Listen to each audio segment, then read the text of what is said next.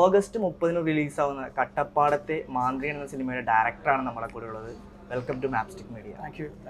അപ്പോൾ എങ്ങനെയാണ് ഈ ഒരു സിനിമ എന്നുള്ളൊരു സ്വപ്നം വരുന്നത്?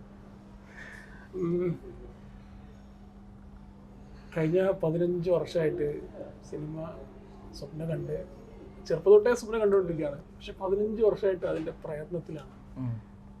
ഏകദേശം 12ഓളം ഷോർട്ട് ഫിലിമുകൾ ചെയ്തു, അതേപോലെ 10ഓളം ഡോക്യുമെൻ്ററി ചെയ്തു.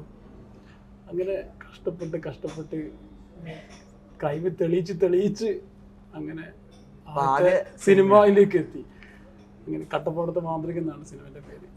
അതൊരു ആ യാത്ര തന്നെ വല്ലാത്തൊരു യാത്രയായിരുന്നു. അത് വേറൊരു സിനിമക്കുള്ള സ്റ്റോറി ഉണ്ട് എന്നുള്ളതാണ് വസ്തുത. ഒരു ഡിഫറെന്റ് നെയിമാണ് കട്ടപ്പാടത്തെ മാന്ത്രികൻ. എങ്ങനെയാണ് ആ ഒരു പേരിലേക്ക് എത്തുന്നത്? യഥാർത്ഥത്തിൽ കട്ടപ്പാടത്തെ മാന്ത്രികൻ നമ്മുടെ സിനിമയുമായി ഏറ്റവും യോജിച്ചൊരു പേരാണ്.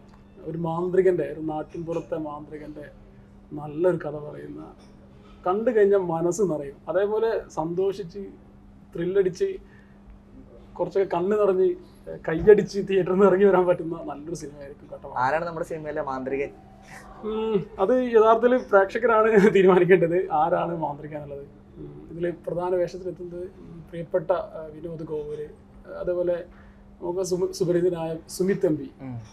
ഇവർ രണ്ടുപേരാണ് പ്രധാന കേന്ദ്ര കഥാപാത്രങ്ങളായിട്ട് അവതരിപ്പിക്കുന്നത്.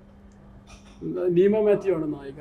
അങ്ങനെ പിന്നെ ഒരുപാട് മലയാളത്തിലെ വളരെ സുപരിചിതരായ ഒരുപാട് താരങ്ങൾ ഈ സിനിമ. എങ്ങനെയാണ് ഈ ഒരു കാസ്റ്റിംഗിലേക്ക് എത്തുന്നത്? നമ്മൾ തീർച്ചയായിട്ടും നമ്മുടെ ആ കഥാപാത്രങ്ങൾക്ക് അനുയോജ്യമായ താരങ്ങളെ നമ്മൾ കണ്ടെത്താൻ ഞങ്ങൾ സാധിച്ചു.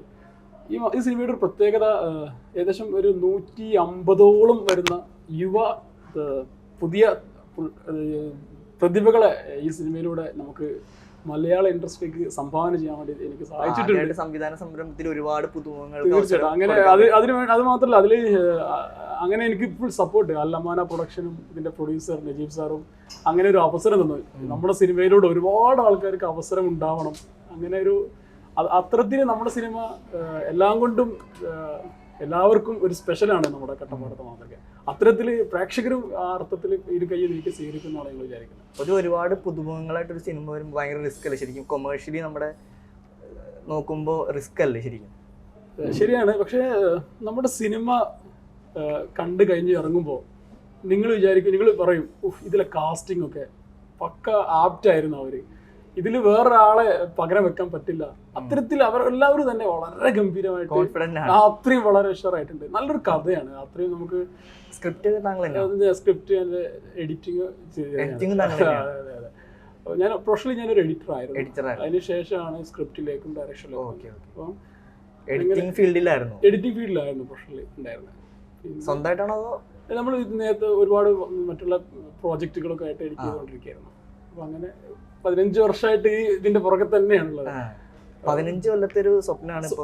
ചെറുപ്പം തൊട്ടേ തന്നെ സിനിമയാണ് നമ്മളെ ഒരു എയിം ആയിട്ടുള്ളത്. അപ്പൊ അതിന് വേണ്ടിയിട്ട് നമുക്ക് നേരത്തെ അസിസ്റ്റന്റ് ആയിട്ടോ അസോസിയേറ്റ് ആയിട്ടോ ഒന്നും പോയിട്ടില്ല. അപ്പൊ നമ്മൾ നേരത്തെ ഷോർട്ട് ഫിലിമും ഡോക്യുമെന്ററിയും ചെയ്ത് അപ്പോൾ എല്ലാം തന്നെ നേരത്തെ ചെയ്ത വർക്കുകളൊക്കെ തന്നെ എന്തെങ്കിലുമൊക്കെ ഒരു മുദ്ര കുത്തി നാടിനും സമൂഹത്തിനും ഗുണകരമാവുന്ന രീതിയിലുള്ള വർക്കുകളാണ് ചെയ്തത്. അപ്പോൾ എൻ്റെ ഫസ്റ്റ് സിനിമയും ആ അർത്ഥത്തിൽ അതിക്കും വേറെയായ ഒരു നല്ലൊരു സിനിമയായിരിക്കും. ധൈര്യമായിട്ട് കാണാവുന്ന, ടിക്കറ്റ് എടുത്ത് കാണാവുന്ന നല്ലൊരു ഫാമിലി കോമഡി എൻ്റർടൈനർ ആയിരിക്കും.